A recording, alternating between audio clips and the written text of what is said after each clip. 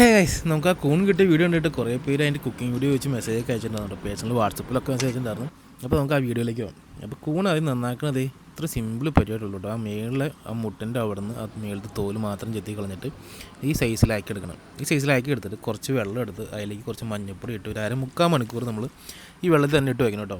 അതിൻ്റെ അകത്തുള്ള പ്രാണികൾ എന്തെങ്കിലും ഉണ്ടെങ്കിൽ പോകാൻ വേണ്ടിയിട്ടാണ്. അത് കഴിഞ്ഞിട്ട് ഇതുപോലെ നല്ലൊരു വെളിച്ചെണ്ണ വെച്ച് കടുകും പൊട്ടിച്ച് ചെറിയ ഉള്ളിയും കറിവേപ്പിലയും ഒന്ന് മൂത്ത് വരുമ്പോൾ ആ തേങ്ങാപ്പീരി ഇട്ട് മുളക് പൊടി മാത്രമായിട്ട് നമ്മൾ ഇതിൻ്റെ അകത്ത് യൂസ് ചെയ്യാനുള്ളൂ. വേറെ ഒത്തിരി മസാലകൾക്ക് യൂസ് ചെയ്ത് കഴിഞ്ഞാൽ നമുക്ക് ഈ കൂണിൻ്റെ ടേസ്റ്റ് കിട്ടാണ്ട് പോകും. അപ്പോൾ അതുകൊണ്ട് നമ്മൾ വേറെ ഒന്നും ചേർക്കണില്ല. കുറച്ച് മുളക് പൊടിയും കുറച്ച് ഉപ്പും മാത്രമാണ് ചേർക്കുന്നുള്ളൂ.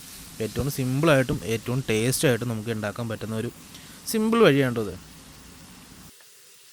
കൂൺ ഓൾറെഡി വെള്ളത്തിലിട്ട് വെച്ചുകൊണ്ട് തന്നെ നമ്മൾ വേറെ വെള്ളം അഡീഷണൽ ആഡ് ചെയ്യേണ്ട ആവശ്യമില്ല. ഈ കൂണിൻ്റെ അകത്ത് തന്നെ വെള്ളം ഉണ്ടാവും. അതിൻ്റെ അകത്ത് തന്നെ വേവിച്ചെടുത്ത് ഫ്രൈ ആക്കി എടുക്കുമ്പോഴായിരിക്കും അതിൻ്റെ ടേസ്റ്റ് കൂടി കിട്ടുന്നത് കേട്ടോ.